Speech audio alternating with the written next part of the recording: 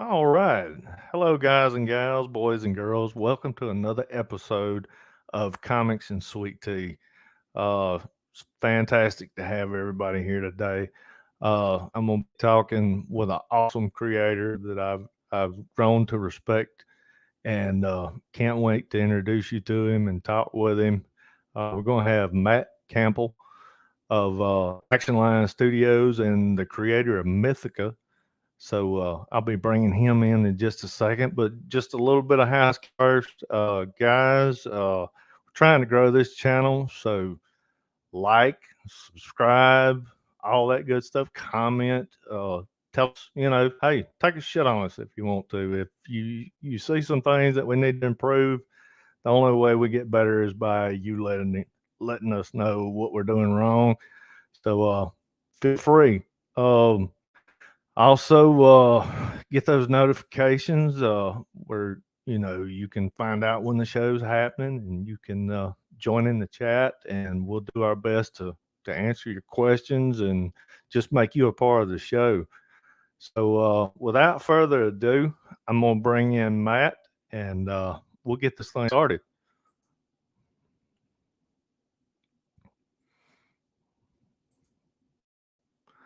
Let's see here. There we go. It's gonna be one of those Hello, days, hello. boys and girls. Good to have you on, Matt. I really appreciate you. I reached out to you and you jumped right on it. And just thanks for you being here, man. It's awesome to be able to sit down and talk to you. I've been wanting to do this for a while. So, what you been up to, brother? I've been busy. I've been teaching. I've been working on comics, and shipping, and wearing all the hats. So Yeah. yeah. Nobody ever told me, if I'd have sat down and looked at all the shit we've got to do as an independent creator, I don't know if if I'd have been so quick to jump in. But I mean, it's a constant challenge, isn't it? We have to wear so many hats. You don't realize till you actually get into the middle of all. No, it's. I mean, I kind of had some idea because I started working in 2000, and then I went to school for animation in like 2006, and so the idea of like production and a business and like what's involved with uh marketing and stuff like that I was somewhat familiar with. But yeah, when I started to publish books, it was like a whole new level of stuff for sure. Right. And talking about your book, let's go ahead and dive into that right now. Mythica. Where was this idea? Kind of talk us through where it was born out of. How long you've been sitting on this before you actually life. Well, I started conceiving the idea when I was in college at the animation school. um, and it first came about because I really hadn't seen a lot of uh, hero characters in comics or characters in comics period that wore kilts, that were kilted. And so being Right. really proud of my Scottish heritage, that was kind of the first driving force. So I started sketching that up, and then uh, as the story evolved, one of the premises was that I wanted the heroes, because there were more than one now, to end up being on the run from the governments of different countries, from the people they were trying to protect. Similarly to the way that the X-Men are sort of cast out, or in Firefly, which is another show I was really in love with at the time. Uh, Right. they're just trying to like stay away from everybody. And so at that point we started looking at different periods in time, because the first conception of it was to be in modern times, and it was just too easy to track people down with all the technology, and I would have had to have integrated a lot of tech stuff into the story, in order to Right. explain how they, would get away from things. So,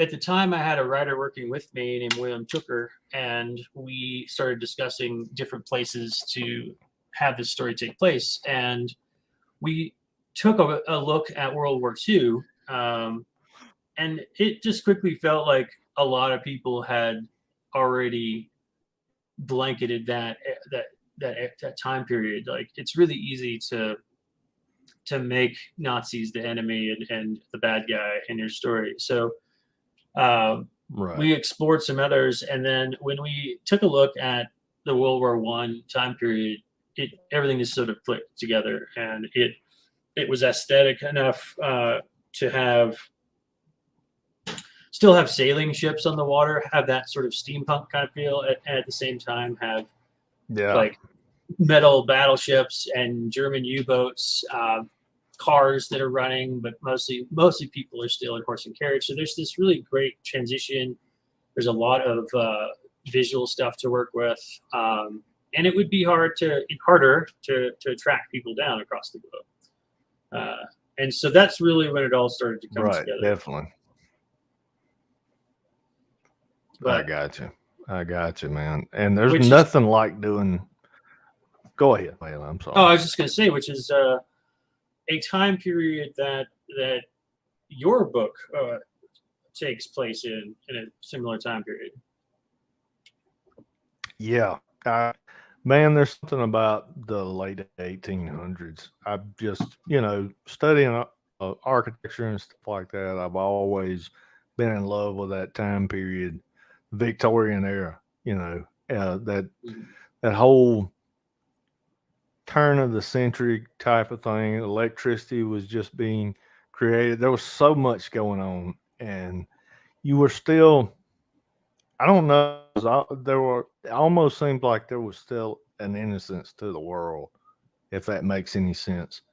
I mean, Well, I mean, yeah, it was naive, I would say. grueling, gritty, ugly, but still there was an innocence, and the architecture though is one of the biggest things. The architecture, the clothing, the just the aesthetic of the whole time period has always been something I've just kind of gravitated to, you know, Mhm. and I just I love playing in that period, and it's as you go back and you study things, when you're looking for reference and stuff like that, and you find these little tidbits of history from those time periods, it's really cool. History has always been one of my things, and I've always, it was one of my favorite subjects coming up through school, and I always studied that in particular. And when I first started working on the book, when I first started developing it, I was kind of, in the same area. This actually started out the character of Gabriel the archangel. When he started out, I was going to call him the Traveler, and it was in a totally different book that I was developing at the time back in high school. A lot of people that know me know this story, and it just kind of grew over the years into what it is now because I wanted to do a book with all the things that I love. Just like you were talking about with Mythica, you wanted to bring your Scottish heritage to the forefront. You wanted to dive into things that you love and then that are important to you. And I Right. think, that's one of the funnest things as an indie creator. You can do pretty much whatever you want. I mean, the sky's the limit. It's Wild It really West. is, yeah.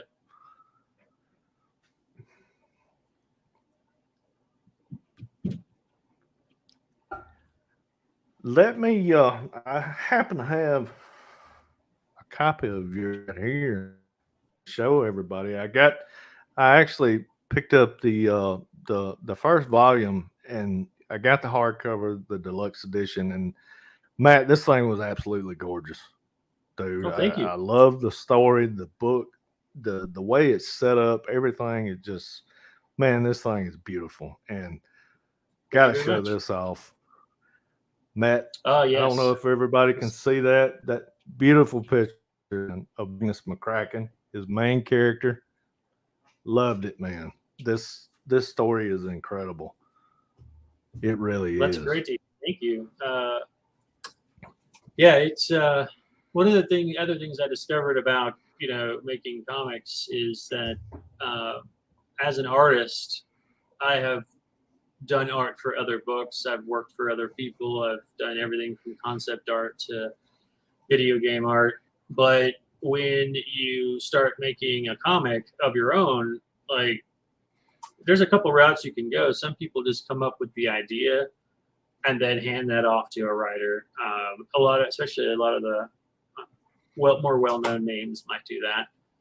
But starting Right. out, I didn't even know that many writers, much less one that I knew that might be able to grasp my vision. And it was really hard. The Exactly. first, I went through two different writers trying to do that in the beginning because I had spent most of my life perfecting the skill of art, of visual art. And so when I started working on Mythica, I realized quickly that I needed to be studying and practicing and diving into the art of writing.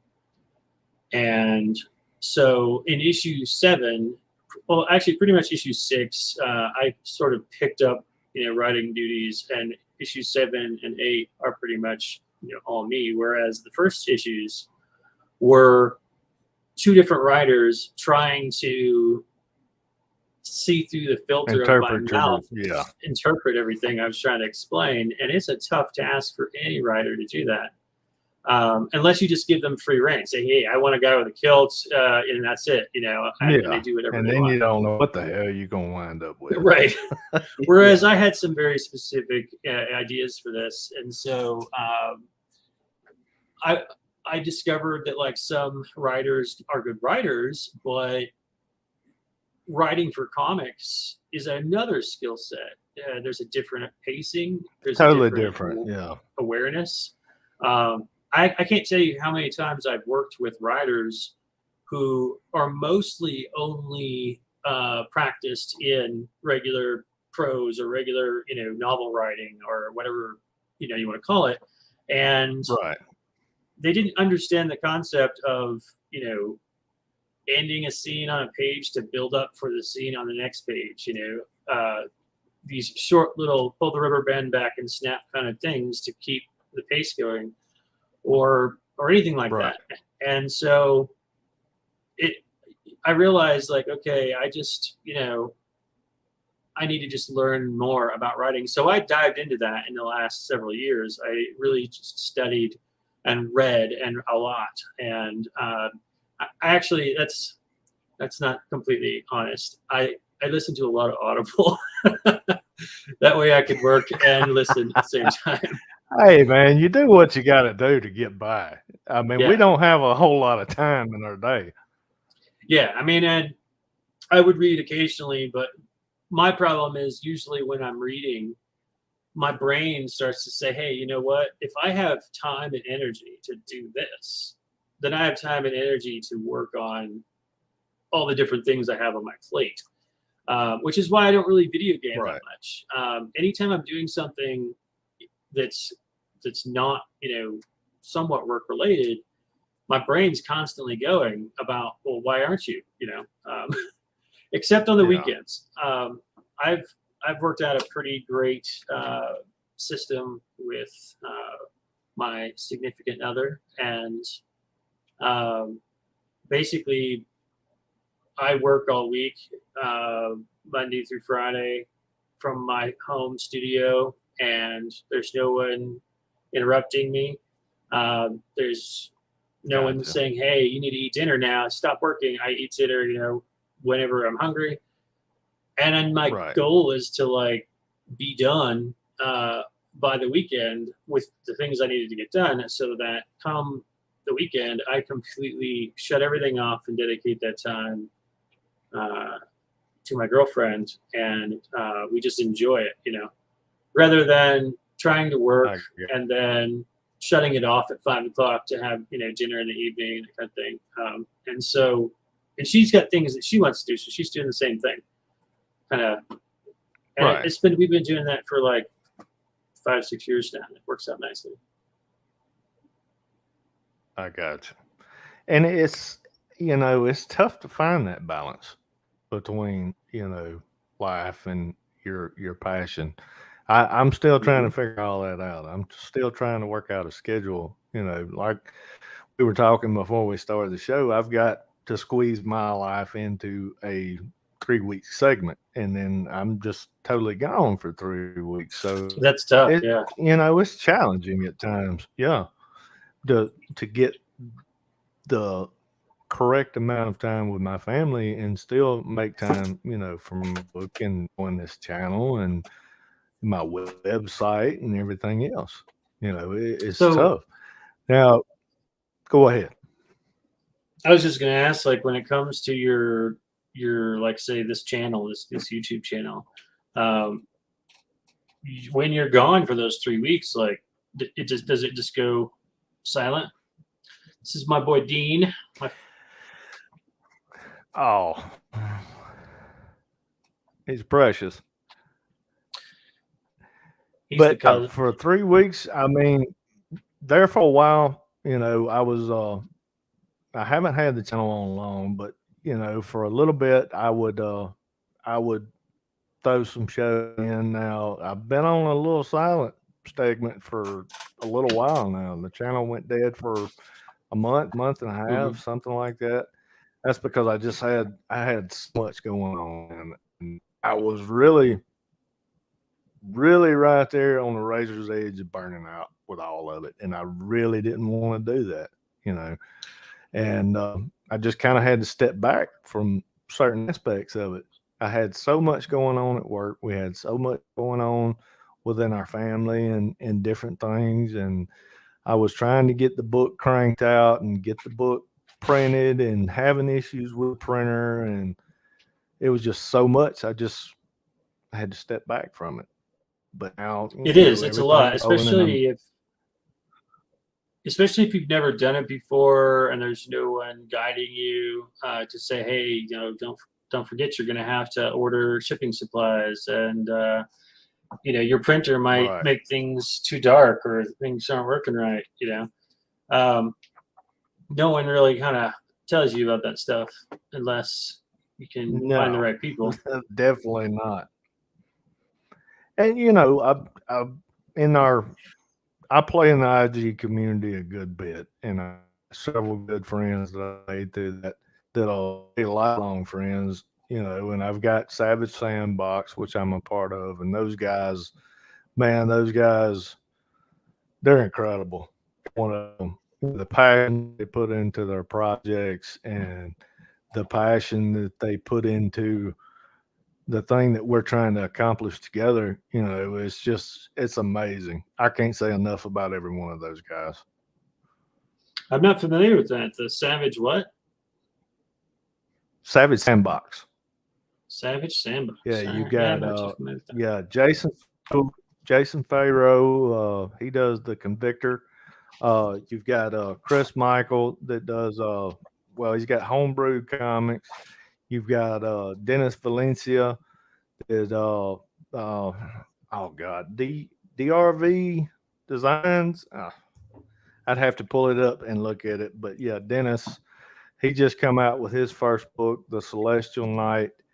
Uh, and Chris, his book, which he does through Homebrew, Crit, is based on, kind of loosely on a D&D thing that he does with his friends. And that's where it's born. And the humor in that book, man, if you hadn't checked it out, I would advise you to do so. The humor is incredible. It kind of caught me off guard. I wasn't expecting it. And when I got hold of the book and I started reading it, I was like, holy shit, this is really cool. And it's just him and his buddies sitting around acting this thing out as a D&D, and they kind of, document this and record it. And then they sit down and this becomes the comic book. It's Mm-hmm. Just really cool, something totally different. And then you got Jerry at E4. He's also a part of it. He's got the Elements. I say his third book will be kicking out here pretty soon. And then man, there's a pile of us. You got Drew with Snowy Works. So what is He's got the foundational purpose of this group? man. It's a bunch of guys with a like-minded to to push our books, and Okay. it's Savage Sandbox is more of a distribution thing. We all are we all have our own stories, our own parts of the universe. It's not, and we've discussed crossovers and stuff like that, and we're actually fixing to do one together. Uh, but yeah, man, it's just a bunch of like-minded guys with the same passion and same love for comics, and trying to bring that to people, and trying to fly solo. Mm-hmm. Yeah, absolutely. No, I think that's a great idea. I think people should definitely do that. I've been involved in some groups, here myself, and generally when I am, promoting, I that's something I feel like is really helpful, is just to have a group that you're sharing and you're cross promoting and you're you know lifting Right. each other up. Uh, I feel like that's a big thing for sure. So do you guys meet like every week and just Dude, hang out, or like? no, we live all over the country, man. Well, I meant Let's see. online. You mean? Yeah, yeah, we get together. We pretty much chat daily. We got a shared chat, and I mean, we talk about everything under the sun. I mean, just shoot the shit, talk comics, talk about our daily lives, our families. It's like a band of brothers, really. So we're in constant communication, and it's really awesome. You know. Nice, nice. Well, that sounds cool. Well, So getting oh, into, go ahead. no, no, I was gonna ask you the next question. Okay, so diving into, we were talking also before we jumped in that you actually teach comics. That's incredible that you're bringing the medium to the next generation. A lot of people in the industry are talking about, comics becoming a lost art form or comics dying. And I've said a million times, I never see that happening because if you go back to the cavemen, back at the beginning of Yeah. time, people were drawing on cave walls. Visual storytelling, I don't think we ever have to worry about it going anywhere. But just tell about, you teaching the next generation of comic book creators. Yeah, I do teach. I teach at the uh, college here in Colorado. It's Pikes Peak. They just changed the name, so I'm trying to get it right. It's Pikes Peak State College now. Um, but Okay. yeah, I've been teaching there for about 6 years, and I teach a comic book course that we do every semester. And that one is the one that you're referring to. And with that one, each semester the students are tasked to make a story. In the beginning, we actually had them, learn a little bit about writing as well, but I quickly realized that that was too much. And so now what we do is we have some scripts for them to choose from. I think there's about 7 or 8 scripts for them to choose from.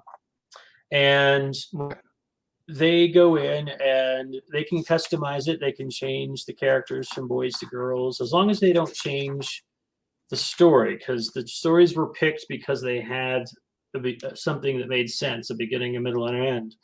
And Right. so once they do that, we go through and we learn about panel layout and pacing and doing rough drafts and sketching things out. And so each student does their work. That's really cool. We learn about penciling techniques, inking techniques. Then we also teach them how to do their lettering, and wow. and then we send it off to the printer, same printer I use to do my comics, because I think that you guys were talking about this, or somebody was talking about this on a podcast the other day, and I chimed in about local printers. And I live in Colorado. There's one printer I know of in all of Colorado that can actually wow. fold, staple, print on full color with different, cover options and correlate. Right. Because most printers, even their fancy printers, don't have the ability to fold and staple and correlate or trim to this size. So Gotcha. I send it off to my printer. And then while that's being done, we also learn about coloring techniques in Photoshop, and they'll do a coloring assignment separately. And many of these students go on to have great successes and continue down that path. In fact, in issue 7 of Mythica, there's a 6-page story in the back of it that is illustrated by one of my former students. And wow, that's really cool. He actually was really fortunate because I had been in contact with a friend of mine, Andrew Crossley, who's a colorist on Spider-Man, and he ended up agreeing to, color those pages if we reached a certain goal on that Kickstarter, like one of our stretch goals. And we did. We blew it out of the water. And then, so my student, Caleb, had the artwork, and then his first published work was colored by Andrew Crossley. Professional. That's really cool. Professional colorist. And I still use that example to this day to show like what a professional colorist can do for your work, because as much as I love Caleb's work, you guys should definitely I'll try to find a link for him on Instagram. His work's very splattery and textury, and I love that aspect. I love how gritty it was. But at the time, he hadn't done a lot of comic book panel to panel storytelling. And what we discovered was that, he would ink splatter a scene, and that ink splatter might go onto the character, onto the background, onto the sky, so you're kind of texturizing, everything. And what ends up happening is that the ability to separate what's what becomes more difficult. And you're like, is that where his arm ends, or is that the ground? I can't really tell because all the texturing is the same. But Andrew came in and knew how to, do the right kinds of color holds and separations to just clarify and make more depth. Yeah. And it was awesome. It was awesome for everybody involved. I also have students who have been setting up tables at conventions. We've got a convention coming up this weekend, Colorado Springs Comic-Con, which has got almost half a dozen, I think, students from former students of mine, whether just selling their own art or working on comics. So it's a fun thing to do for sure. But sounds like it. I'm sure it's got to be so gratifying to see the development with them. I mean, that's got to be incredible. Yeah, absolutely. There's actually several students, especially in the summertime, that aren't actually in the art or graphic design program that I normally teach in. They're taking it as an elective, and there might be from, last semester, I had someone from networking, like computer, networking, and not really considered themselves an artist. Just thought I don't know what they were thinking when they took the class, but they ended Right. up, doing making a really cool story and doing something that they were, they kind of surprised themselves. And a big part of that is that when we're in the class, I really emphasize like, you know, let's figure out the visuals that you want. Like, do you want it to be a wide shot or a close up shot? And as if you can do Right. stick figures at that point, that's all we need. And then once you know what shot you want, let's say you want, an over the shoulder shot of two people talking. Well, then let's go Exactly. find an over the shoulder shot reference for you to trace over if we have to, because this Right. class isn't about how do you become a comic book artist or how do you, draw well. It's learning about visual storytelling and like why these two pieces together are telling a story or why they're not telling a story. Um, and so Right. once they realize that, they kind of calm down and we're like, oh, I guess I don't have to be an amazing artist at this point. Right. So And we've all, you mentioned that we've all seen those books. Of course, you always gravitate to the art first, but you know, we've come across stories, that didn't always have the best art, but it was good enough. The story was so incredible. There was enough art there that it kind of hooked you long enough for you to get into the story, and then the story sold itself, because it was so incredible yeah, and it just flowed, it touched you in a certain way. And that's a beautiful thing about this medium because just like you know Sandman, for instance, is one that really sticks out to me because back in the early 90s, I was just like most teenagers during that time. I was on the image train, just full fledged. Jim Lee, still an icon to me. Still probably hands down my favorite artist. But saying that, I like other artists. I like Sam Keith. I like artists of that nature. I don't. Jay Lee is another one that kind of sticks out. If you study his work from the time he started out, he is a completely has a completely different style than when he started out as. You know, oh yeah, when you were absolutely. talking about that kind of splatter work that your student was doing, that where Jay started. He had it was really gritty, really dark, splattery, and you couldn't tell. It just kind of all meshed together, and you couldn't really tell exactly what was going on. But I was like, "Holy shit, this is awesome! Nobody else in this. I love it." And Keith, he's another one that's kind of similar to that, but he's more disciplined with his than Jay was when he first started out. Yeah, and I think that when you see like areas where Sam Keith like puts in shadows and stuff, he'll keep those areas, crisp and clear and understandable. And then the other Exactly. places might be splattery. And that's like again a skill set that takes time to hone. It's like where and can I go, crazy with texture, and how far can I take it before it's just a hot mess. Um, but yeah, I It's really a enjoy fine Sam line. work It as well. really is. It is. It absolutely is. I mean, you see some artists, Stephen Platt. I believe I'm saying that right. That was Yep. another one that was kind of found by Rob Liefeld and brought into the image fold. And I mean, back then I was like, dude, this is awesome. It was just, but now I look back on some of those earlier pieces and some of that earlier work that he did, and I was like, holy shit, this is a hot mess.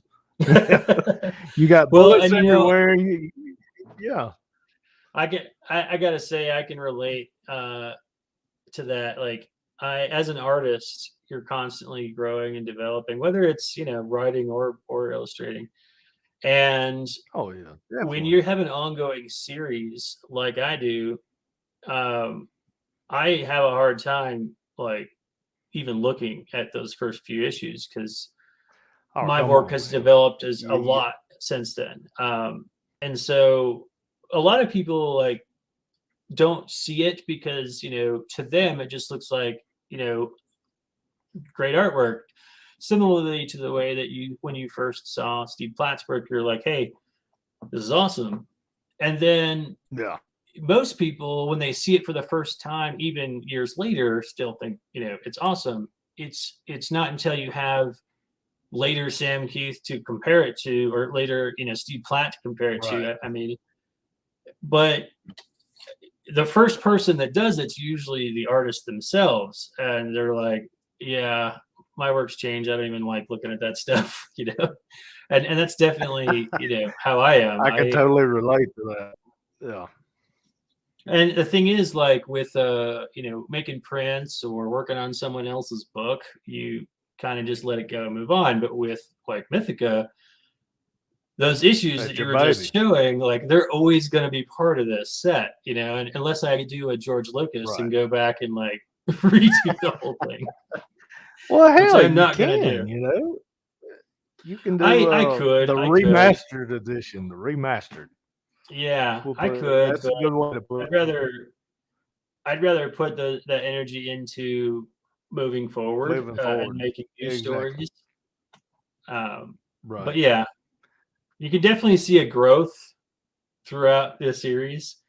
Um, in my first issue, if you compare the backgrounds and the details to some of the things that you see now, especially, but even by the sixth issue of Mythica in that same collection that you have, you'll see an intensity of background. Like by the last issue of issue 6 of that first book, there's brick everywhere, just brickwork I everywhere. noticed that. Yeah. And if you look at the first issue, there's not nearly as much of that, I know exactly because what you're talking about. I I got picked better, that up. Yeah. So And that was my hardest thing. You talk about backgrounds and being a child of I didn't grow up in the 90s, but I was a teenager in the 90s, and that image influence was all over my work, mm, because that was the guys I gravitated to. And back when I was graduating high school and wanting to go to art school and thinking seriously about becoming a book artist, all I can barely stand to look at my old stuff because I've got all these great action sequences and no damn background, you know, and that really pushed me to develop that, away from that. And so I've spent a lot of time, especially over the last couple years, really trying to fine tune my backgrounds and use that because you were talking about storytelling. That's a big part of it. I mean, a really big part of it because yeah, it becomes when you do an ongoing series, the setting becomes a character in itself almost, depending on what type of story you're absolutely, doing. absolutely. And Yeah, I mean, when you think of like, you know, the Matrix, for example, the first time you see the Matrix, all the right, time and effort that's put into like making sure those two worlds of, being in the Matrix and being out of the Matrix feel very different has to do with the right. environment, the Even different coloring. color palettes. Right. Yeah, yeah. We talk about that a lot when we get into the coloring stage of my class. Um, but I also teach a graphic design class, two different graphic design classes, Oh because wow. that's actually the department that I'm in, and that's something that Gotcha. I don't also feel like a lot of people understand is that when you get into being an artist, whether you're just doing like a lot of my students just want to be illustrators. So like, yeah, I want to get a career in Right. illustration, like, drawing stuff behind me. I'm like, okay, well, Gotcha. that's great and all, but you also like need to have some graphic design skills to go along with it, because Right. 9 times out of 10, whatever you're making is for a purpose of either marketing or a book cover or something. And so you need to be mindful of what kind of font is going to be going with it and what color palettes, Right. you're going to be working with. And if you don't, you leave it up to some other person, some editor who just basically is going to insert your artwork, you might not have even been aware of where the title was going to go, and you put the head in the wrong place, and they got to crop it. Exactly. And then on top of that, if you know how to do that stuff, you can also market and brand yourself as an artist, and get products and Right. get things out there with logos and branding on it.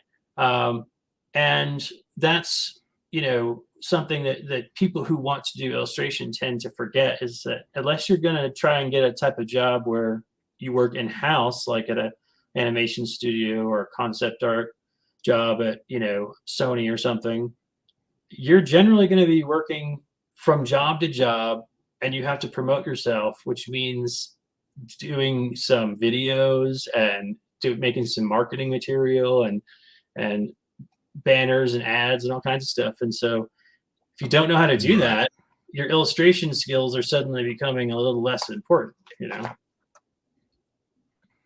Yeah, exactly. That was the biggest learning curve for me, coming into it, trying to bring my book to the public.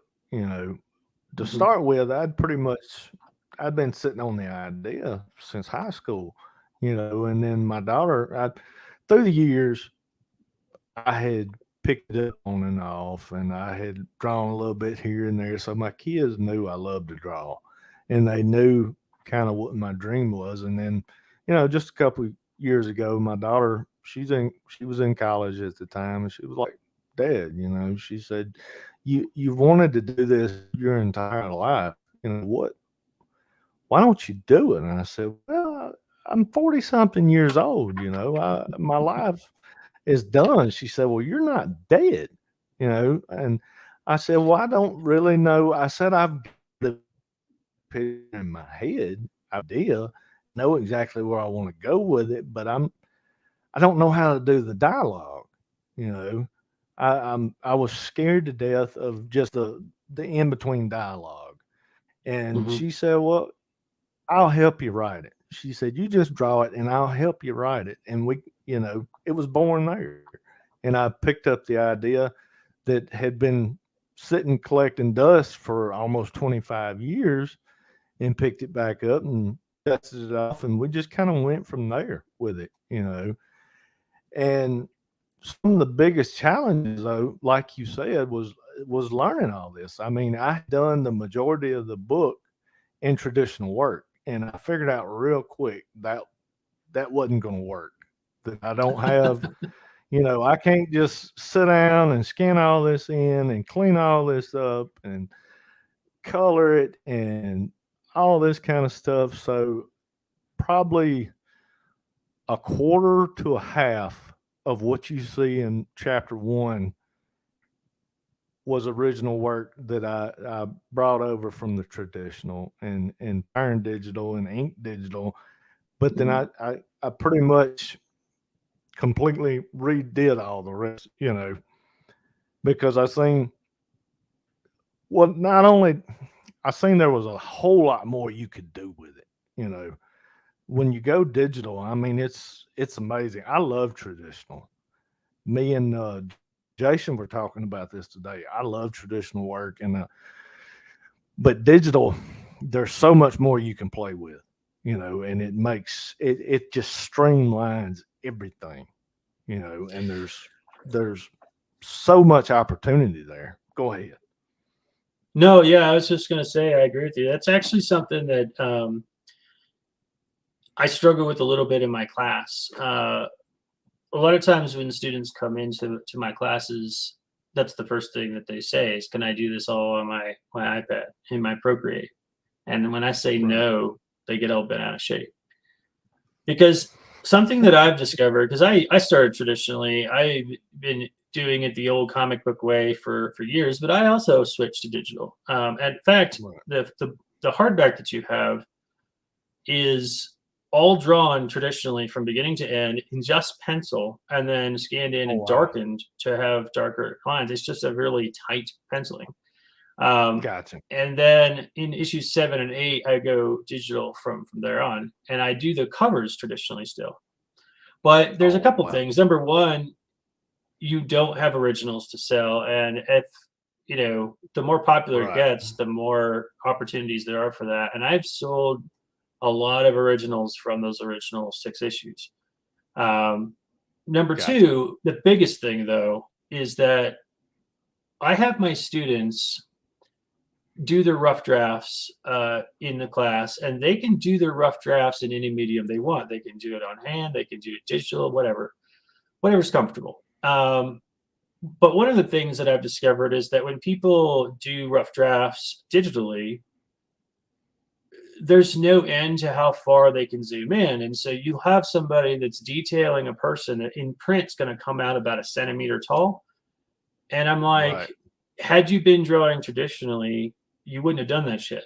Right. But because you're digital, you Exactly. just keep zooming in and you're putting detail in places that don't need to have detail. And You- therefore, it's going to take that you you'll longer. never see. You're just wasting time. Right. Exactly. And then, so that's one issue. The other issue is that a lot of students start digitally, and so they really don't have an idea of how to use the pencil or the pen or the brush to create hatching, to create feathering, which way to even pull it to get tapering, to the Right. skill to make hatching like Steve Platt, where it's coming out a certain distance, it's spaced apart equally, and it tapers with each stroke, is a handmade skill. Once you know how It's an to art do it, form in itself. you can then go digital and know what it is you're trying to achieve and adjust your brush to match what you need it to do so that you can Right. continue to draw in your style. But instead, what most people do is that they go online and they find a brush and they keep playing with it until like, oh, I like the way this one feels. And they let the tool start dominating their art style. And now they become a digital artist and everything they do just looks digital. Looks the Whereas same. Yeah. my stuff, when I sketch digitally, most people can't tell that I'm sketching digitally because I've set everything up to feel exactly the same and respond the same as it does when I draw traditionally. And so when I show my students, like, okay, you're going to have to pencil page 1 on 11 by 17, and I'm going to show you, line control and line variance and difference between an organic line and an inorganic line. And then we're going to do that again with inking. By the time we get to page 3, which they're allowed to do digitally if they want, it changes their approach completely. They're like, oh yeah, I've been making everything with this single width line all the time because the computer was making it smooth. I wasn't changing line weights or things like that. And now they can Right. take that knowledge into the computer with them. And that's the biggest problem I see with the digital age is that a lot of the art I see just screams digital. And it Right. says, hey, It's easy to pick it out. yeah. And I see a lot of really nice looking art, but as someone who's been drawing for my entire life, I can easily tell that they traced that over a photograph to get the line art, and then they color picked to Right. get the coloring, and they're like, yeah, it's beautiful. And then we kind of accentuate it a little bit with some color stylization and stuff. And now like, look, it's this beautiful picture. And I'm like, you couldn't have done Yeah. that without all those crutches. And that's the thing Yeah. that I try to tell my students is like, if you can infuse something traditional, something unique, like my student who does all the splatter work, I'm like, well, let's scan in that splatter work and reuse it. And so this is something that he made. Oh, wow. This is a piece that we did. And so when we scan in all this splatter work, he'll take a blank piece of paper and just splatter. You can't recreate that. digitally. Like you No. can get something close, or when people just do random watercolor paint and then use that as a textured background, like combine those things, and then you have something unique that digital people can't can compete with, because you got something new and different. Right. And that's the thing. Like, it's just another tool. It's not the only tool. Yeah, that's what I try to tell Exactly. my students. Right. And I tell you, one of the big things that I've noticed, you know, I was talking about earlier how I kind of gravitated to the image guys. Well, now, and I don't know if it's an age thing or whatever, but yeah, I still do a lot of detail, but I'm playing with blacks a whole lot more. That positive and negative space. I really want to. I'm trying to play with that and trying to find that balance. I look at Frank Miller's older work, and Oh what yeah. he could do with blacks was insane, man. I mean, people say, "Oh, he wasn't a great artist," but God, what he could do with lighting Well, yeah, and it with was just an shadow, it's understanding of contrast, and right. like how to Exactly. always have, if you have a character that's white, then you want to make sure that something behind them is black, so that the thing you want to look at is the first thing that you see, not Right. some other things. Like, he guides you right where you want to see. And I love his work. I use Exactly. that as a reference a lot for my students. Because that's something else I see a lot, is that a lot of digital artists, they just do an outline, looks like a coloring book. So their line art Yeah. doesn't stand alone as its own art. It's just an outline. Right. And in some cases, that's fine. Like, an animation, that's kind of necessary almost. But it requires coloring to be a finished Give piece. it shape. Right. Yeah. To get that Whereas shape, that depth. when you start off doing traditional work as a line artist, that was something I learned right away, is that, like, when you go to a show and you have your portfolio out and all of your work is just outlines, it doesn't look like something that anybody's going to want to hang on the wall, because you can't see it more, when you get more than 5 feet away from it. So those Right. heavy blacks that you're talking about, they fill that space and make it visually interesting, and make Hmm. people want to put that up on their wall as it is, much less maybe a colored version. And that's the kind of work I love too. It's just like stuff that can stand alone in black and white or color, Right. for sure. And another one that kind of screams out to me, some of the other guys that I really gravitate toward now, Lee Weeks, Butch Yeah. Guice, guys like that have been around the medium for years and years and years. Joe Kubert, dude, what he could do with a page, just the space that he could bring to a single page was incredible. He was a Yeah. master at depth and minimalism. I mean, if you go back and you look at some of his stuff and you just kind of zoom in on it, it was simple shapes. It Yep. wasn't a whole lot of detail there, but the way he did it made it. I don't even know a word for it, but it it just jumps off the page at you. It's amazing. Yeah. No, I totally get it. I mean, it's a little bit of composition, like the placement of the character within the panel, the right camera angle choices. I mean, it's all there. And Right. I always end up gravitating towards the classic, original comic artists, when I'm needing to, like, feel like I need to take my work to the next level, because they always end up Yeah. teaching me the most. There's stuff now Exactly. that's just absolutely Kirby. beautiful. Yeah.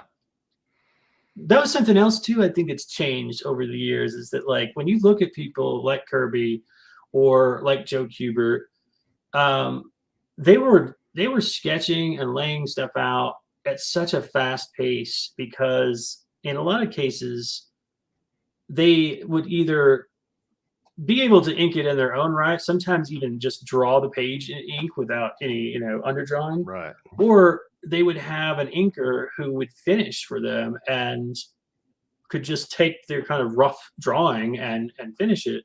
And together they would get 8 to 10 pages a day done. It was Whereas, insane too to think yeah. about.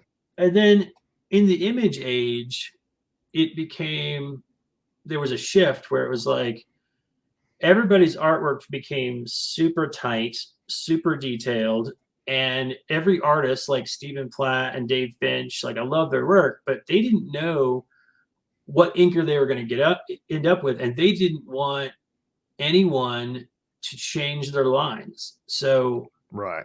everything was drawn with this hyper detail, which left the inker to pretty much just be concentrating on smooth lines and not really adding much to it. Exactly. They turned the And inker into a tracer, basically. pretty much. And so it just became less of a collaboration, which means that pages Right. slowed down tremendously. Like basically 2 people are drawing the same page twice.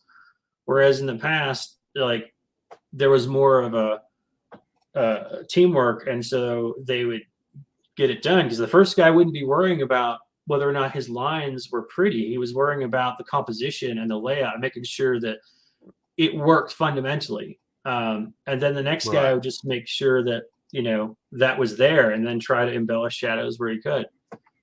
So, I mean, it Yeah. was a different time, different look. And, you know, someday I would love to have a finisher, somebody who could just do that and like finish my art for books. Because It's the dream, isn't it?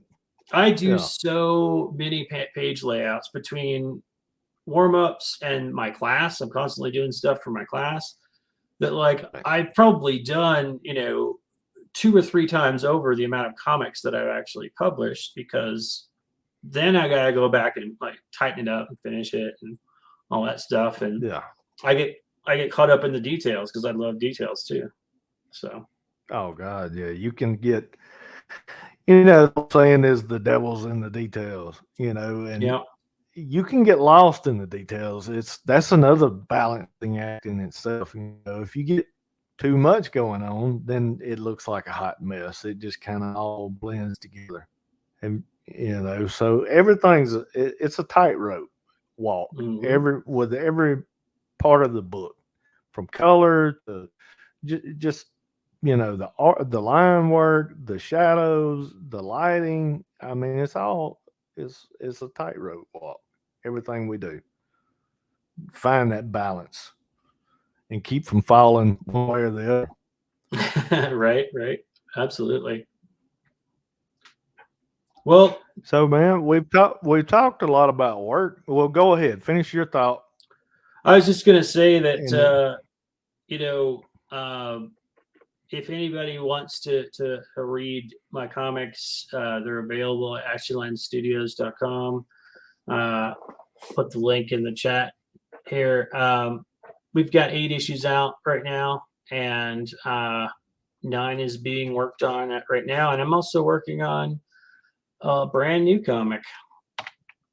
really, that's. I am. Can you give Yeah, us any spoilers? I can. Yeah, here's the link. So the new comic is basically you know, almost everybody that I admire as an artist or follow as an artist has at some point had their own version of like a Jungle Girl type of book. A big fan of Frank Cho and Bud Root Oh yeah, and all these characters have this like savage land kind of heroine who runs around in a, you know, bikini of some kind. And I yeah, wanted to do something like that because obviously, if you've seen my work, you know I like to draw pretty girls. right. So I'm working on a book that's like that, except that instead of one main character, there are 5 or 6, and basically the premise is that uh, this charter plane full of supermodels crashes Oh on an wow, island. that's And so right off the bat, you know, we have all these sexy girls. They land on an island, but then things start to get a little bit, interesting when they're not only trying to survive just living on an island and figure out, how to get off the island, but then each morning when they wake up, they're in a different time. And so Oh they might wow, wake up that's and there's really cool. dinosaurs, or they might wake up and there's conquistadors. And so they have to contend with these things and wait. If they get off the island before, they're in the right time period or the right time zone, if you will, they'll be stuck there in the wrong Yeah. time forever. So they're trying to find out how to Wow. get back to their own time as well as survive on this island with all these different things. And, um, they're not like badass action heroes or anything yet, but they might be by the time it's Yeah. done. Oh, So, definitely. And I'm gonna go ahead and make a prediction right now. First Kickstarter for this upcoming title is gonna make 20,000 plus. I can tell you right now. I'm sure that's the intention. I know that a lot of people already know me for drawing sexy girls, and so once I make a Yeah. book that's basically just dedicated to that, I'm sure it's going to do well.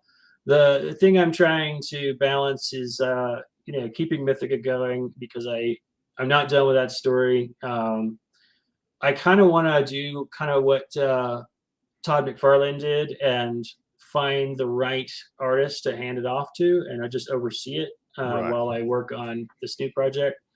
But right now, I'm kind of conceptualizing issue 9 of Mythica and the first several issues of this new story together at the same time. I got you. Well, you do have a full plate. Let me ask you this: how long? How? Where? What are you looking for issue wise, ballpark that you're planning on ending Mythica possibly? How long do you think the story's going to go? It's it's actually a slow burn. I intended on this to be somewhere between 36 and 48 issues because Right. from the get go, I set out to make 3 movies worth. This was before Oh Netflix wow. was, like, really super popular. It was out, but it wasn't as crazy as it is now. And so in my Right. mind, I envisioned, like, this trilogy of movies, and since then, Gotcha. I've thought, well, it could work as, like, you know, a Netflix series or something, but each issue, in most cases, is only 15-20 minutes of screen time. Right. So, you know, I realized that, I had the story. So I've got it broken down between, like act one, act two, act three. Even though you have an entire book there in front of you, that's only like the first part of act one.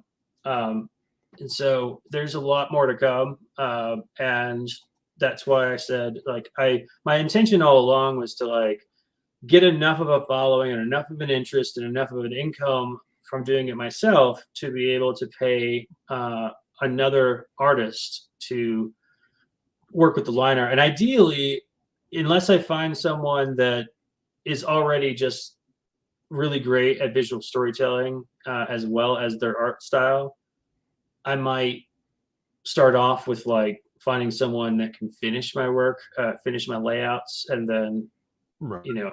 But either way, I want to keep that story going, and then kind of work on this other one. But um, yeah, I feel like I just do the things that I enjoy doing. I got one with a kilted character and history, and now I'm working on another one with a bunch of sexy girls, and I work Best on of what both makes me worlds. happy. Yeah, Exactly. yeah. Exactly. So I started to ask you a while ago. We've talked a lot about work. I mean, what do you do for fun, man, when you're not just overloaded trying to do your thumbnails and write your next story? What do you do away from comics and away from Well, that's a good question. teaching? So, like I said earlier, I have an ongoing arrangement with my significant other where I work hard Monday through Friday to work on my work from the time I wake up to the time I go to bed.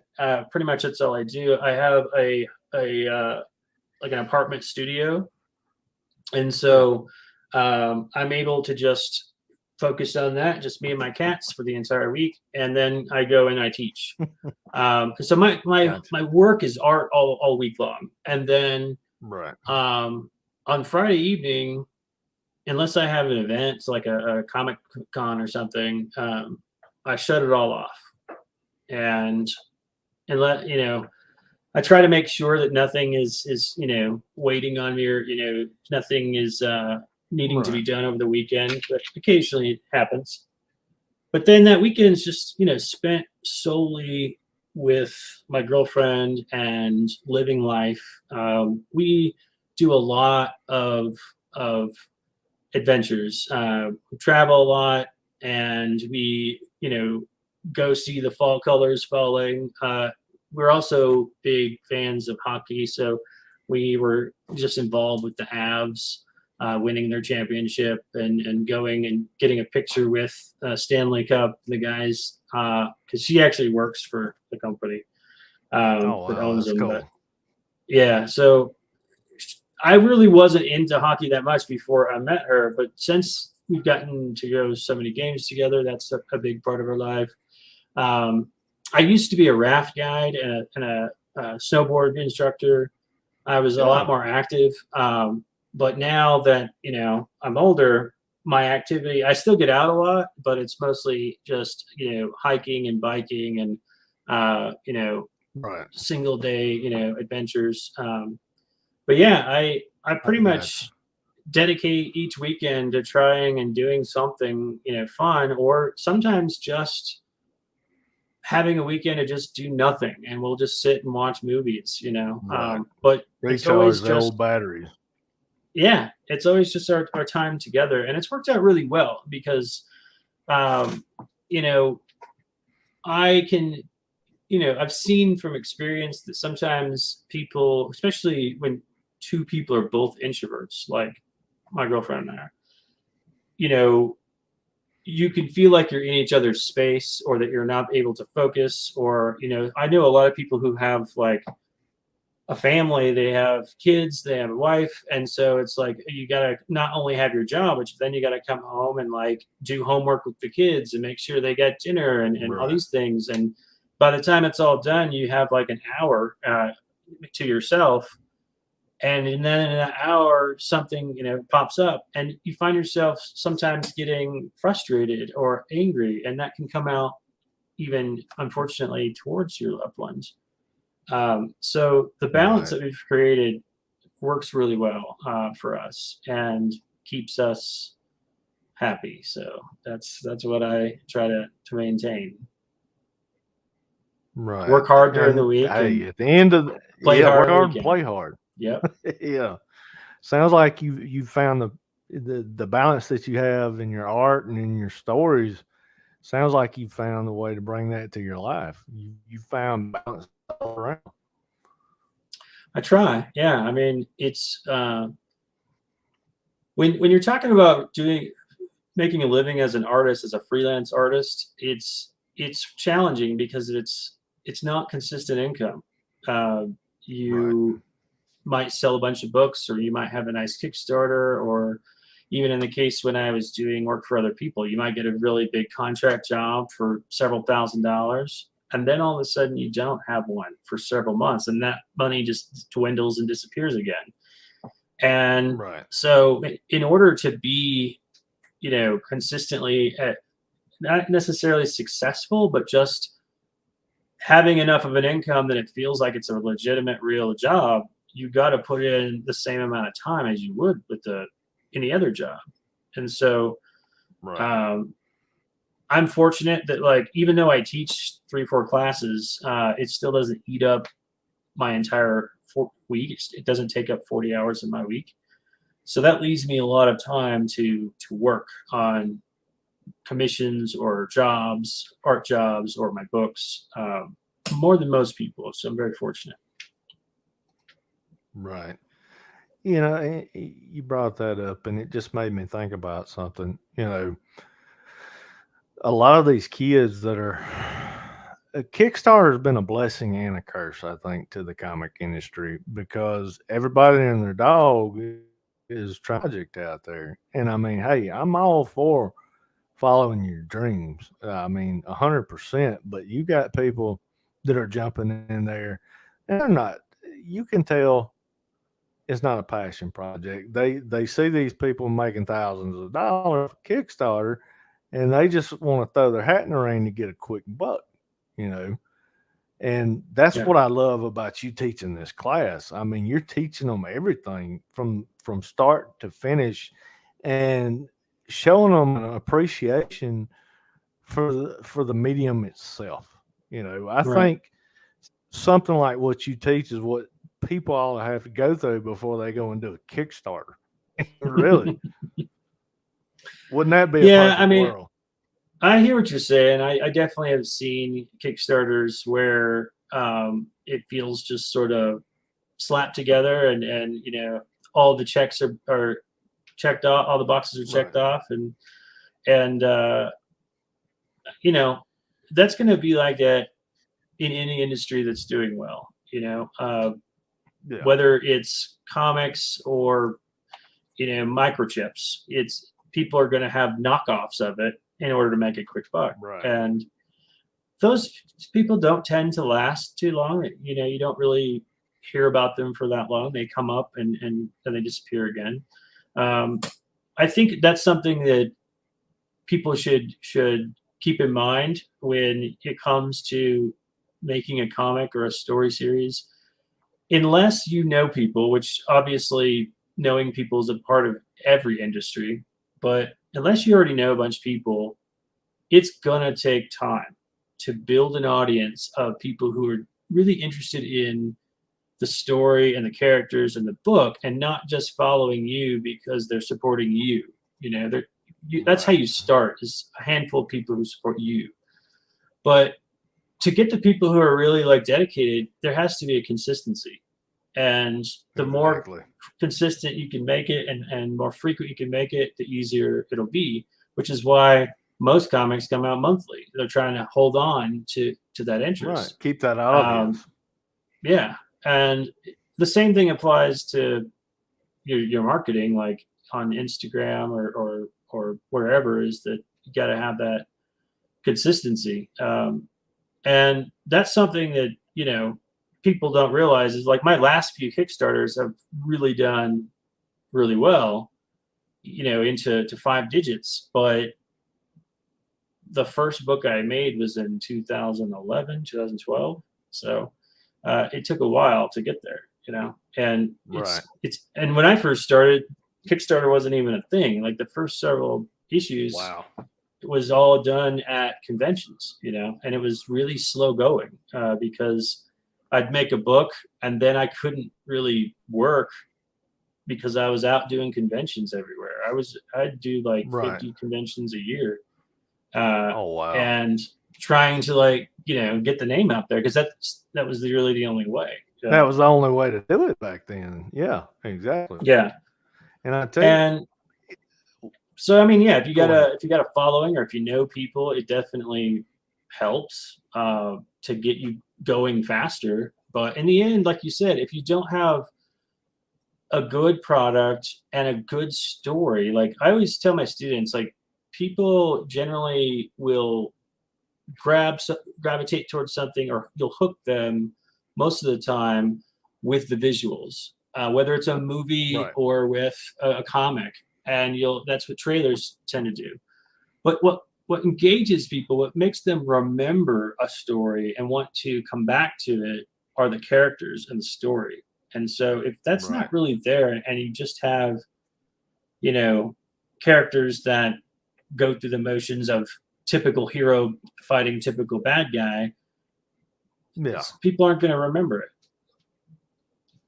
And I Yeah. think You that has to got do to with a lot of definitely the have issues some meat that, on the bone.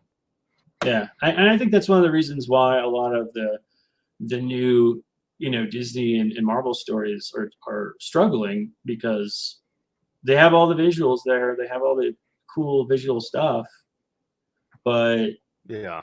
there's nothing really special about the characters. Right. It's become just eye candy.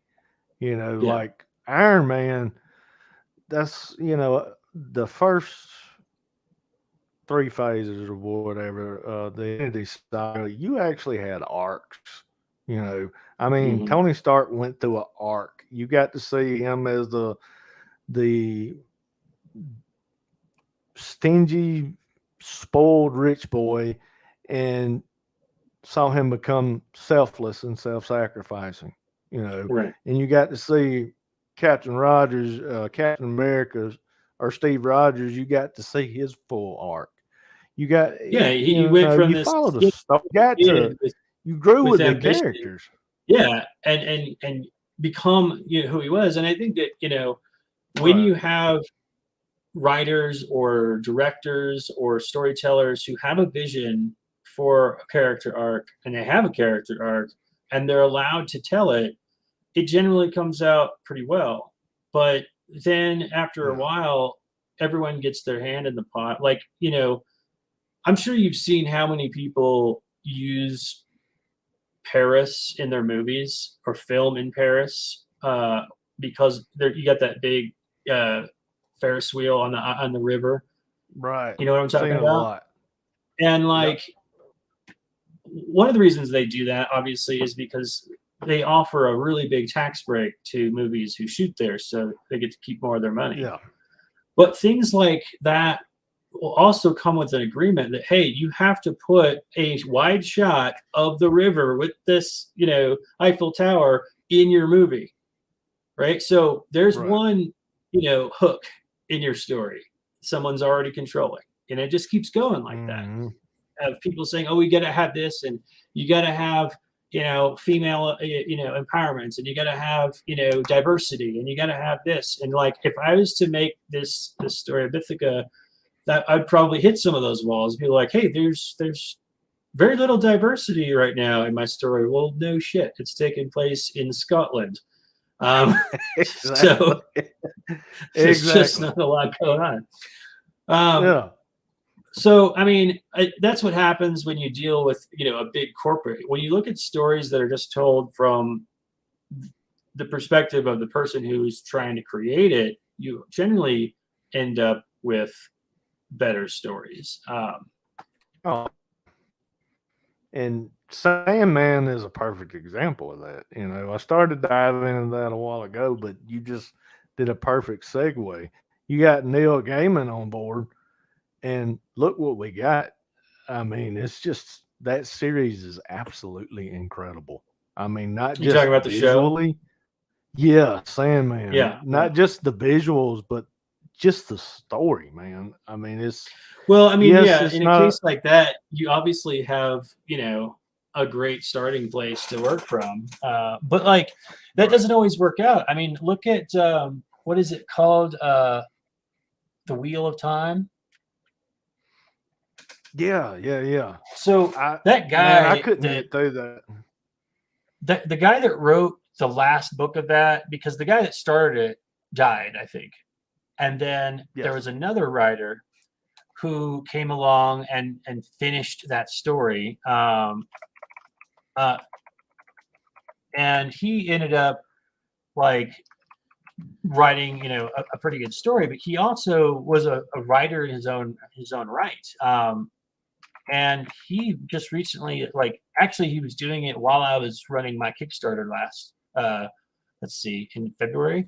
Um, Yeah.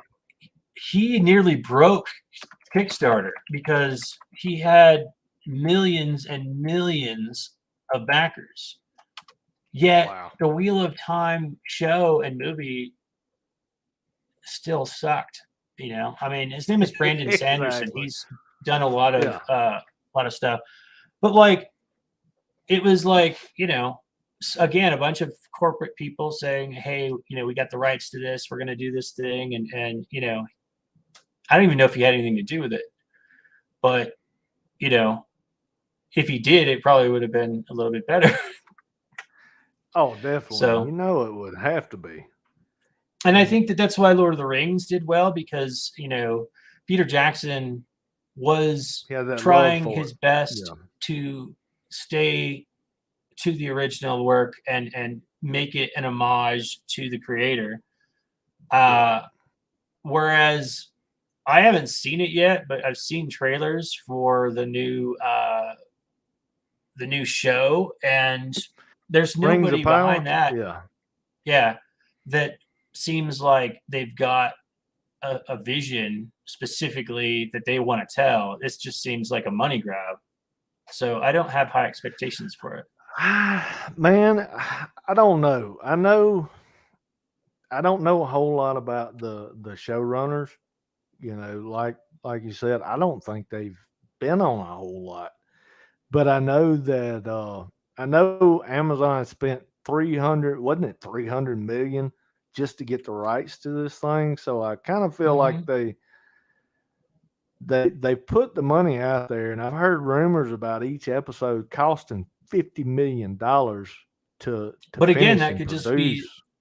– It could be all flash, fantastic visuals and flash. Yeah, Because what is this story about? Like, right. I still don't know.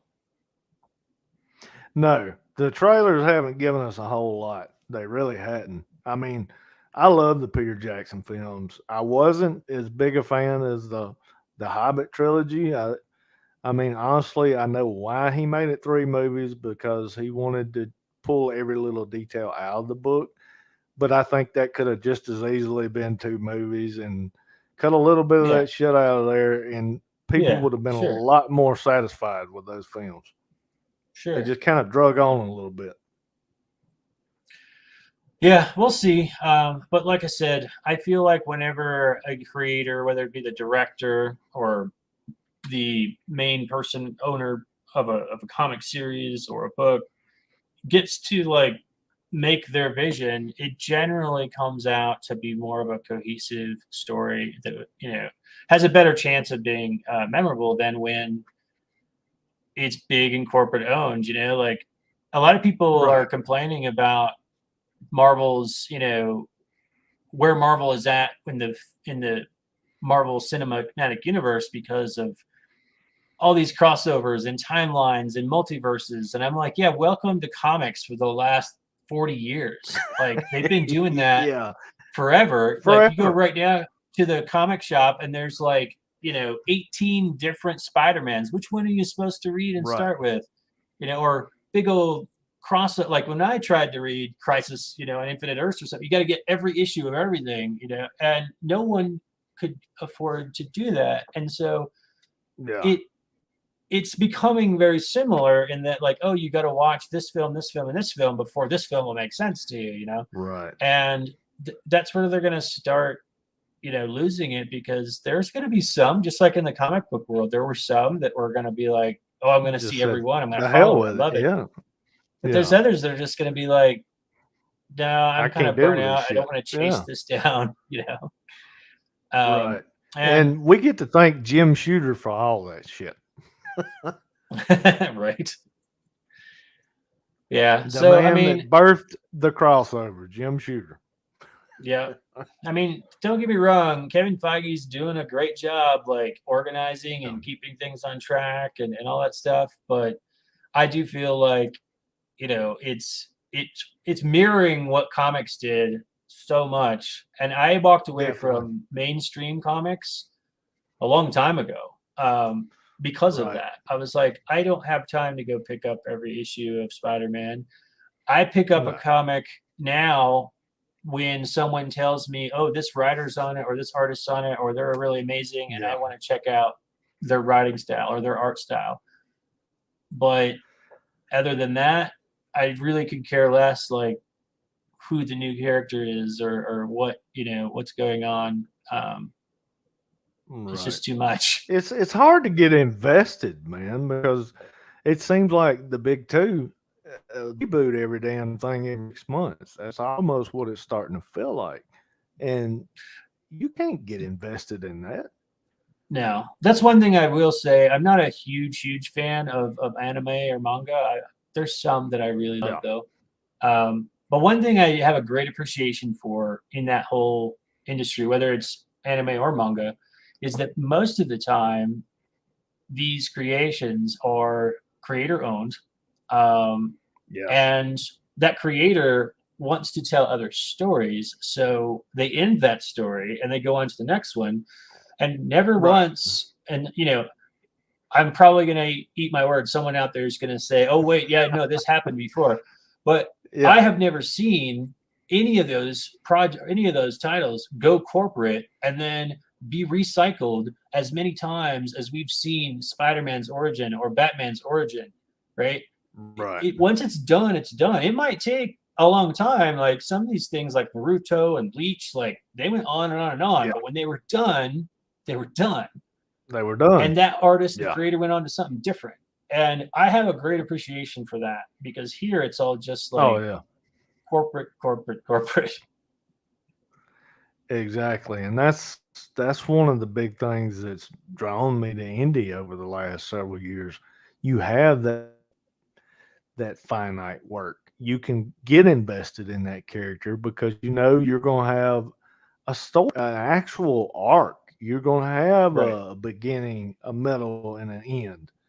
Right. And usually the stakes are real. You know that, okay, say one of your favorite character dies, 9 times out of 10 in an indie book, that character is dead. You know, he's not, they're not coming back. And Right. that means something, you know, when you Yeah. can get attached to something and you grow with it, it says a lot. And Marvel and DC have been missing that for years and years and years, you know. Yeah. I mean, like I said, when you, but you just hit the nail on the head. It's like when you have a character that can always be brought back, or you never really know if anything's definite, then you lose There's the no stakes. suspense, Yeah. and there's no stakes involved. Yeah, Got no skin in the game, as the old exactly, saying is. exactly. And that is one thing also that I definitely had in mind when I made Mythica, is that I wanted characters to die off and not come back, Right. much the way that like Walking Dead does. But um, I haven't really gotten into killing too many of them off yet. Mostly I'll kill off like little side characters. But I think a Yeah. big part of You've that gotten is that attached to them. That's your babies. well, yes and no. Like some of it just has to do with the fact that I don't feel like the audience has had enough time to get attached to them Right. for it to have any significant meaning yet. If Yeah. you like introduce a character at the beginning of the book and kill them off by the end of the book, there's not really Yeah, a lot. no. So Yeah, and I can't anyway, wait I'm to gonna have see. to make some lunch pretty soon. I'm getting hungry. Uh, hey, again, appreciate you coming on, Matt. It was a joy to talk to you, dude. We got to do You it too. again. Everybody, go and check Matt out. Check his book out. Trust me, you won't regret it. Matt, I wanted to wait till I got you on here to figure out exactly what links you wanted me to throw to the description, the ones that you kind of look at the most, so I can tell these guys where to go and find your stuff. Do you want to go by your Twitter or your Instagram or your TikTok, or is it all Matt Well, Campbell if you want or to, no, at so and there's a so, or mix. So okay, obviously there's Matt Campbell stuff. Like Instagram is definitely. I have a lot of stuff happening there. Matt Campbell art. Just my Instagram, and I put that in the chat.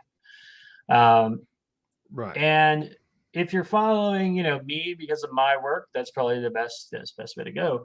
But I also have Action Line Studios, which is the studio that publishes it, and that like I said earlier, the whole point of that is that it's not just me. right, It's the colorists, it's the letterers, and ultimately, hopefully, the other artists that might work on the book. But Action Line Studios is got a Facebook page, but it also has the website actionlinestudios.com, and that's where you can pick up copies of all 8 issues of Mythica, as well as some original art, prints, T-shirts like this one, and things like that. So, there it is. and then Yeah, the other one that I like to share with people is that if you're interested in learning some of the things that I teach in my class, and you can't take my class because it's in Colorado, I do offer a lot of that information and share the class videos and stuff like that on my Patreon. And so a lot of students will be in my Patreon and have a question, and then that will turn into the next video topic, and it's all kind of Right. exclusive to Patreon. So for $3 to $5 a month, you can get some feedback on your work, ask questions that I can give answers to, and learn more about making comics and all the other things involved, like marketing your comic and get Kickstarters and things like that. So if you're interested in that, again, it's just the Action Line. It's patreon.com/Action Line Studios, I believe. Double check that. Awesome. Yeah. And I will post all these Patreon.com/Action Line in the Studios. description. Yeah. So I can put that. I'll put that in the chat so you can copy and paste it at least for the description. Yeah, I appreciate that. And I'll take it and throw it to the description. So anybody watching now or later on can go and follow Matt or learn from Matt personally. Hell, I might take a class. You got me interested, bud. I don't know. I don't remember how it works because I Because haven't been on StreamYard in a while, but the YouTube chat might not be available once you stop live. Yeah. So where I I don't just believe put it those is. links. So yeah, you might have to grab them before you close down. That's what I'm saying. Or I can send them Gotcha. to you again via chat. Yeah, I tell you what, just email them to me. Okay, we'll do that.